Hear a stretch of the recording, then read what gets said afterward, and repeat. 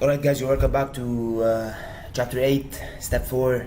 Calculate the 3 moments created by each force with respect to the 3 axes and represent them on the cross-section. Recall, in the last video, we have discussed the steps to account for the combined effect of all what's happening in the system and representing these effects, whether they are forces or moments on the cross-section. We said that the first step is to specify a coordinate system. The second step is to draw a cross-section with the specified coordinate system represented on the cross-section that contains the points of interest, the points which we want to calculate the normal and shear stresses of. And step 3 was to represent the forces on the cross-section of that we drew in step 2, and the way to do that was to simple transition from where the force acts to the cross-section of interest. And the way to do that, I told you to just check in which direction is the force acting, and simply apply this direction on the cross-section. For example, in here, if F acts in the negative x direction, then we can simply know that F is directed upwards on the cross-section. It's very important to correctly move the effect of forces on the cross-section, and that's why it's very important to always work with the coordinate system. It becomes easier for you than to visualize things and move them and forget where they apply. So just specify a coordinate system and work with respect to the coordinate system. Now, we said also that it's not possible for us to move the force from one place to another unless we account for the moments created by this force on the 3 axes. And that's what we're going to do in step 4. In step 4, we're going to not only calculate the moments created by the forces on the 3 axes, but we're going to also represent them on the cross section. So how do we know whether a force creates a moment about a certain axis or not? You're going to ask yourself 2 questions. The first question is this force vector parallel to the axis? Is the force vector parallel to the axis? So 2 principles in here. First question you're going to ask is the force vector parallel to the axis, x, y, or z axis, depending on which axis you're working with? Actually, you're going to work with them all. This is the first question you ask. The second question you ask is the force vector passing through the axis? Again, whether it's x, y, or z axis. And if the answer to both of these questions is no, if the answer to both of these, not one of them, both of the questions is negative, then the force does create a moment about that axis. So, in other words, if the force is not parallel to the axis of interest and it doesn't pass through the axis of interest, then it creates a moment about that axis. Done. Alright? So then the force creates a moment about that axis, and the magnitude of that moment is the force multiplied by the perpendicular distance between the force and the axis. Very easy. Very easy. Let's apply it in here. So, in other words, let me write this down. In other words, if the force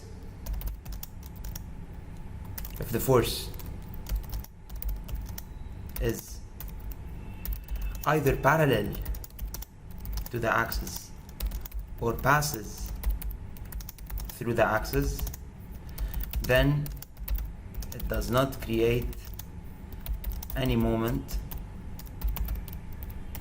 about that axis. Okay, very easy. So if the force is either parallel to the axis or passes through the axis, then it doesn't create any moment about that axis. Okay, so for a force to create a moment about an axis, it should not be parallel to it and it should not pass through it. Let's take an example. So consider the example that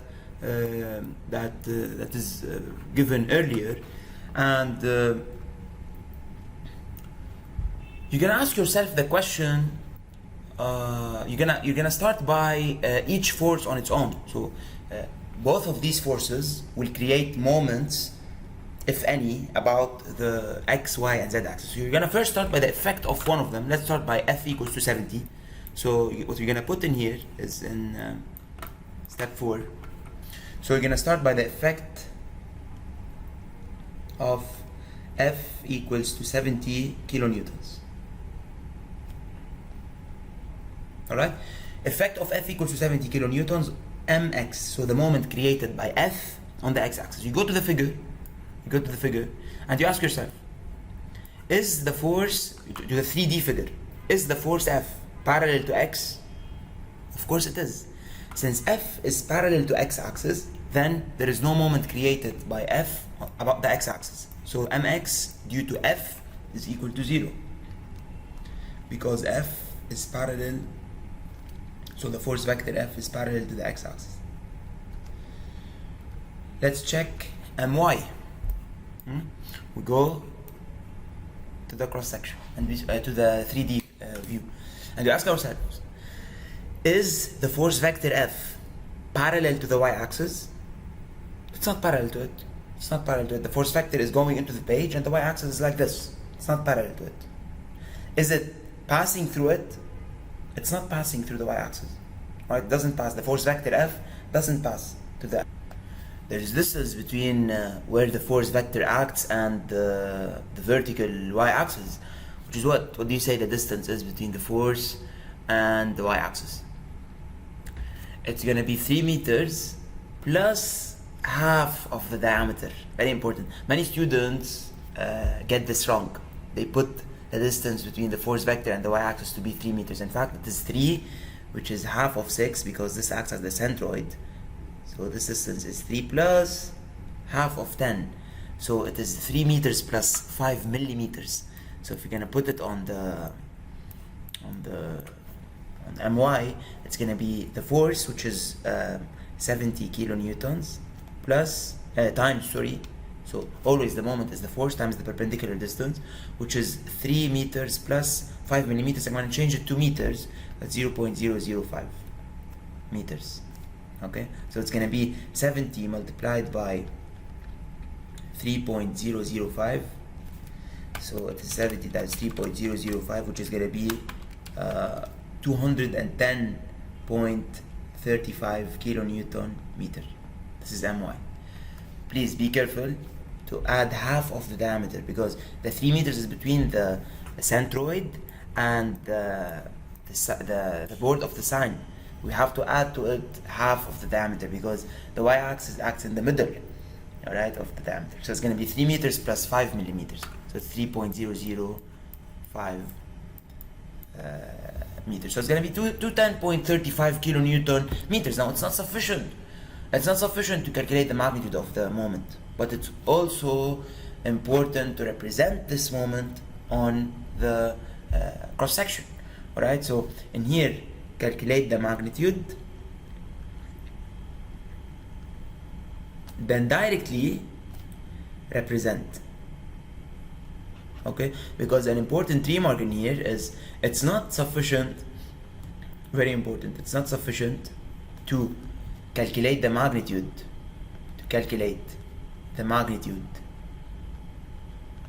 of my, but it's also important, so we have to, it's not important, we have to, but we also have to represent it on the cross section. How do we do that? To represent a moment on the cross section, you have to ask yourself the following question: is the moment a torsion or a bending moment? Because we have said that we have bending moment and you have torsion. Now what's the difference? How do you know? Torsion is the moment about the axis that does not appear on the cross section. This is what we have explained in chapter 5, right? So if the moment is about an axis, if the calculated moment is about the axis that doesn't appear on the cross section, that does not appear on the cross section, alright? If the moment is about the axis that doesn't appear on the cross section, then it is torsion. Then it is torsion. Otherwise, it is a bending moment. Alright? And what do you say? The moment about the y-axis in this case? I'm gonna show you the cross section, and you're gonna tell me whether the moment about the y-axis is a torsion or a bending moment. This is the cross section. Is it a torsion or a bending moment? It's a torsion. Yes, because the y-axis doesn't appear on the cross section. Okay, so if the moment is about an axis that doesn't appear on the cross section, then it is torsion. Otherwise, it is bending. Now, okay, it is torsion. So it's either acting in the anti-clockwise fashion from A to B, or so it's either acting this way or this way. Because recall in chapter 5, it's either acting clockwise or anti-clockwise. Now, how do you know that? To know the direction of the torsion, or to know the direction of the moment in general, we want to look at the 3D view, all right? At the view that they give us. And you're gonna face a lot of 3D problems, and you're gonna solve them, all right? Don't worry, you're gonna solve a lot of problems to practice how to deal with combined loadings. So now look at the 3D view that you have, and consider the force F equals to 70 kilonewtons, because we're considering the effect of the force. How do you know the direction of this force, the direction of the moment about the y-axis created by this force? What you do is, look, this is the y-axis, right? And this is the force. It's acting into the page at a distance of 3.005 meters. Okay? And you have the cross-section in here. Okay, so it's gonna look something like this, where this is the point A, and this is the point B. Now, this force is creating a moment about the y-axis, meaning you are rotating about the y-axis. Now, follow the direction of the force and rotate the force vector in here about the y-axis. Rotate it about the y-axis. Then you're gonna move from A to B. Okay? If you keep on rotating about the y-axis, you're gonna move from A to B. From A to B. Okay? You're rotating yourself about the y-axis because you're considering the moment about the y-axis. As a result, you're moving from A to B. So how do you present this on the cross section? The torsion in here is going to be from A to B, like this. This is the direction, from A to B, from A to B. And this would be a torsion equal to 210.35 kilonewton meter. Alright, so not only do you calculate the moment, the magnitude of the moment, but you have to represent its direction. Okay, and to find the direction, you have to look at the 3D view. Okay, so to find the direction of my, notice that F, the force vector F, creates rotation about the y-axis from point A to point B. So the torsion is moving from point A to point B, meaning it's acting in the clockwise direction. Now we still have the effect of the force vector F on the moment created about the z-axis. Again, to know whether the force F creates a moment about the z, you ask yourself, is the force vector parallel to z? It's not parallel to z. If it were parallel to z, it would be moving in the direction of z. It's not parallel to z. Is it passing through z? It's not passing through z, because this is the z-axis and this is the force. So there is a moment created by force F about the z-axis. Done. You conclude that there is a force created by force F about the z-axis. And what do you do next? You need to find the magnitude of the force, the moment, sorry. How do you do that? The magnitude of the moment about the z is equal to the force, the magnitude of the force, multiplied by the perpendicular distance between the force and the z. What do you say this distance is? The perpendicular distance between the force and the z is going to be this distance, right? It's going to be this distance, which is going to be half of 3. So it's going to, because this distance is 3 and this acts as the centroid. This distance from here to here is 3 over 2, which is 1.5, plus this total distance, which is going to be 8. So it's going to be 8 plus 1.5. 8 plus 1.5 times 70, you're going to get the moment about the z-axis. Alright? So the moment about the z in here is going to be 8 kilonewtons times, it's going to be 70 kilonewtons times 8 plus 1.5. So 70 times 8 plus 1.5 is going to be 665 kilonewton meter. Alright? Now, we need the direction. It's not sufficient to find the magnitude, but we also need to represent it directly. Alright? Not to mess up, not to get lost. Directly. After I find the magnitude, go and represent it on the cross section. Find the magnitude, represent it on the cross section. So in here we have a 665. How do I know? First, is it bending or is it torsion? Since the z-axis appears on the cross section, this means it is bending and not torsion. Alright, now if it's bending, we need to find where the compression zone is and where the tension zone is. Okay, so let me write this as a remark. If the moment is torsion, we need to find whether it's clockwise or anti-clockwise. Now, if the moment is bending, this is chapter 6. Find the compression, find the C zone, compression zone, or the tension zone, T zone. And how do we do that? Again, to find where the compression zone is and where the tension zone is, we go to the 3D view.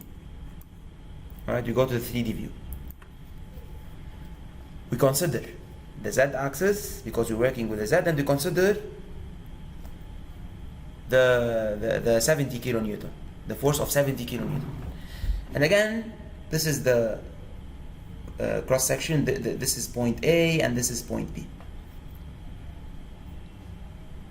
Now MZ is going to create, the question is MZ creating a compression zone or a tension zone above or below the neutral axis, or to the right or to the left? Because remember, we have two types of bending moments that create compression and tension above or below the neutral axis, and bending moments that create compression and tension to the right or to the left. Look at the cross section and tell me, is MZ creating above or below, or to the right or to the left? MZ meaning it's either this way or this way. This is the moment about the Z. This means that MZ is creating a compression or a tension zone at the top or at the bottom, not to the right or to the left. This is MX. Okay, MZ creates compression zones at the top or at the bottom, meaning above or below the horizontal neutral axis. Perfect. How do you know that? We look at the force F in here, 70 kilonewtons, and again we follow its rotation about the z-axis. The place where it enters the region, this is the compression zone. Meaning, this force in here, I'm considering its rotation about the z. Since z is this way, this is creating this type of rotation, and it's entering from here. The place where it's entering the page is the compression zone. Okay? And this means that the compression zone is going to be above. So you follow the rotation of F about the z-axis. The moment it enters, the place where it enters into the page, this is the compression zone. So as a result, in here, the compression zone is at the top. And this means, why at the top? Because it's entering from here.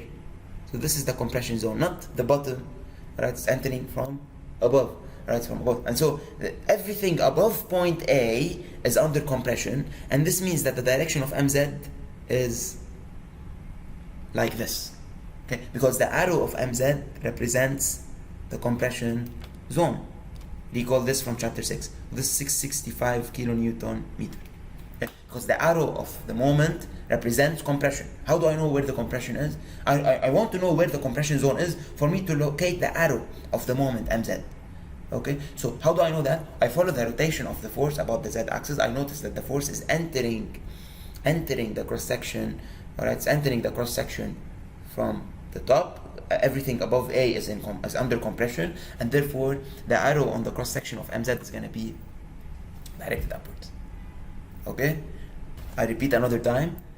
How do I know whether the force is creating any moment about the z-axis? The force is not parallel to the z-axis. It doesn't pass through the z-axis. Therefore, the force F creates a moment about the z-axis. Perfect. How do I find the magnitude of this moment? It's going to be equal to the force multiplied by the perpendicular distance between the force and the z-axis, which is 8 plus 1.5.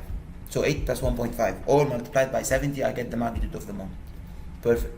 How do I find the direction of the moment about the z? First, the moment about the z is going to create compression and tension zones above or below the z-axis. This is from chapter 6. Alright, MZ creates tension and compression zone above or below. A moment about the horizontal axis in general creates tension and compression zone above or below the horizontal axis. A moment about the vertical axis creates tension and compression zone to the right or to the left. Perfect. How do I know where the compression zone is? Is it above or is it below? Easy. I follow the rotation of the force vector about the z-axis, about the axis that I'm interested in. The z-axis is like this. The force is directed into the page. I follow the rotation. It's gonna enter the page from above.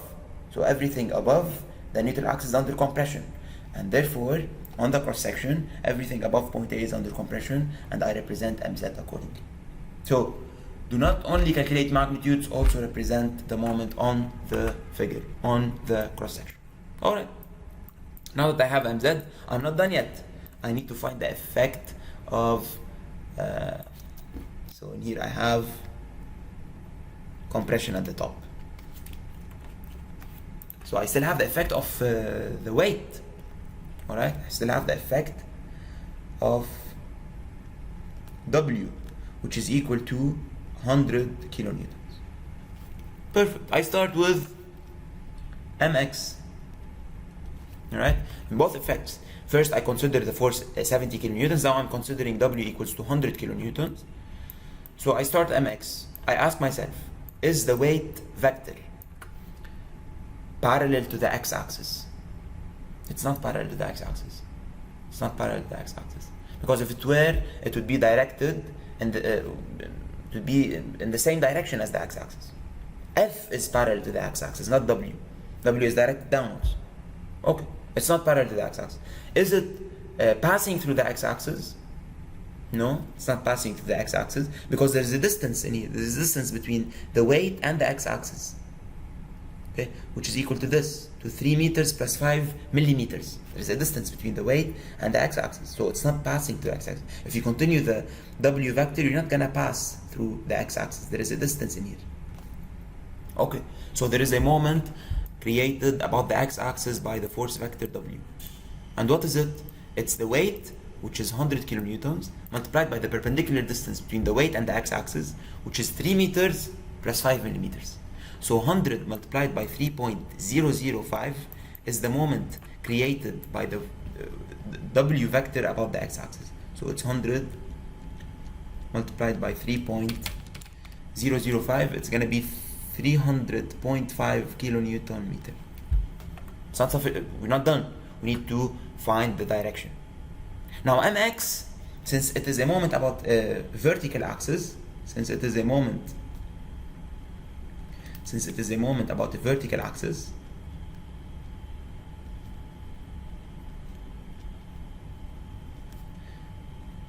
right, then the C zone, alright, then the C zone and the T zone, so the compression and the tension zone, are either to the left or to the right, are either to the left, alright, or right of the vertical axis, right? So either to the left or to the right of the vertical axis. Oh, perfect. هلا how do we know whether it is to the right or to the left? I go to the cross section. Again, I go to the cross section. Right, I go to the cross section. This is my x-axis. This is my x-axis. And this is my weight at a distance equal to 3.005. I follow the rotation of the weight about the x-axis. Okay, this is my cross-section here, where this is point A and this is point B. Okay, I follow the rotation. The rotation about the x, it's rotating this way. The region where it enters the page is the compression region. And this means the compression region is to the left. So this is the compression region, because this is the region where the W is entering into the page. This is the compression. So everything to the left of point B is the compression region. This is point A and this is point B. Everything to the left of point B is the compression. Okay, because the weight vector is entering. So it's causing rotation like this. It's entering through this region and exiting. The region where it's entering is the compression region, and therefore everything to the left of B is under compression. And how do I represent the moment now? Like this. The arrow in here represents compression. So mx is causing compression to the left, and it's equal to 300.5 kilonewton meter. Okay, so this is how I know where the compression is and where the tension is. This is the effect of mx. I know it's taking maybe a lot of time, but we're gonna solve a lot of problems. You're gonna find it very simple and easy. Okay, so mx in here is 300.5, causing compression to the left. Now what about my and mz? We go to the figure. Is the weight vector W parallel to the y-axis? Is it parallel to the y-axis? Yes. This means there is no moment about the y-axis. Done. Is the weight parallel to the z-axis? Is the weight, so this is for my is 0 due to W. Now we're going to consider z-axis. Is the weight parallel to the z-axis? No, it's not. It's not parallel. It's not parallel to the z-axis. Is the weight passing through the z-axis? The answer is yes. The weight in here, if you continue the weight in here, it's gonna pass through the z-axis. This is the z-axis. It's gonna pass through it, because there is no distance between the weight and the z. So this would be, they both lie in the same plane. This is the z-axis, and this is the weight. If you continue the weight vector, it's gonna pass through it. There is no distance between the weight and the z-axis. Okay, and therefore, since it passes through the z-axis, there will be no moment about z. So my and mz are both equal to 0. Very important lecture. Very important lecture. So my is equal to 0. Why? Because w vector is parallel to the y-axis, and mz is equal to 0. Why? Because the w vector passes through the z-axis. Okay, and here there is no distance. There is no perpendicular distance between the w vector and the z-axis. None. So there is no moment about y, there is no moment about z. So your cross-section is complete with all the forces and all the moments represented on your cross-section. This is what you're gonna work with now to find out the shear and normal stresses at points A and B. It's very important that you know how to draw to represent the moment. I think the representing the moments on the cross-section and the force vectors is the hardest part. Once you master how to represent these things on the cross-section, then you can carry on with the calculations. It's very easy to calculate the normal and the shear stresses. We're gonna see how. Okay, because we have learned them already. We learned everything. But the new thing in this chapter is to know how to represent these moments, on the cross section. First, you move all the forces. All right, you move all the forces by referring to the coordinate system that you chose, and then you consider the effect of each force alone. This is the main takeaway of this section. You consider the effect of F, for example. Okay, and you ask yourself: is the force vector passing through the axis? Is the force vector parallel to the axis? If both answers are no, this means that the force is absolutely creating a moment about that axis. And what is the magnitude? The magnitude is the magnitude of the force. The magnitude of the moment is equal to the magnitude of the force multiplied by the perpendicular distance between the force and the axis. For example, force F doesn't create any moment about the x-axis because it's parallel to the x-axis. Force F does create a moment about the y-axis. Why? Because it is not parallel to the y-axis and it doesn't pass through the y-axis. And the magnitude of the moment created by F about the y-axis is 70 multiplied by the perpendicular distance between F and the y-axis, which is going to be 3 plus 0.005. How is this direction, how is it represented on the cross section? You're going to ask yourself, is it a torsion or a bending moment? If it's a torsion, you're going to know whether it is anti-clockwise or clockwise. How do you know that? You put the y-axis, you put the force, and you follow the rotation of the force about the y-axis. That's how you find the direction of the torsion. The force F, on the other hand, is creating a moment about the z-axis. Because the force is not parallel to the z-axis, neither does it pass through the z-axis. There is a perpendicular distance between the force and the z-axis. And so this would get you the magnitude of the moment. Now, how do I know the direction? It's a bending moment, alright? Because it's a moment about an axis that appears on the cross-section. Now, this moment is either creating compression at the top or at the bottom. How do I know that? I follow the rotation of F about the z-axis. I see where I am entering the region. This is where compression is. So notice this is the force rotating about this axis. It's rotating that way and it is entering from the top. So the compression is at the top, and that's what will allow us to represent the moment accordingly. Concerning mx, so consider the effect of W on the x-axis. W in here, and this is the x-axis. It's not parallel to the x-axis, neither does it pass to the x-axis. There is a perpendicular distance between the x-axis and W, which is 3 meters plus 5 millimeters. Okay, and therefore there is an mx, and mx is equal to 100 kilonewtons multiplied by this distance. Perfect. How do I know where the compression and the tension zone is?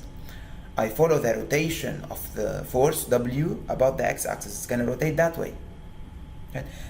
The place where it enters into the page is the compression region, and therefore the compression region is to the left of the x-axis, to the left, and therefore I know that the direction of mx is to the left because the arrow represents the compression region. Okay. After you represent all the forces and the moments on the cross section, you proceed by finding out the shear stress and the moment stress at any point of your choice, as you will see in the next video. If you have any questions, please let me know.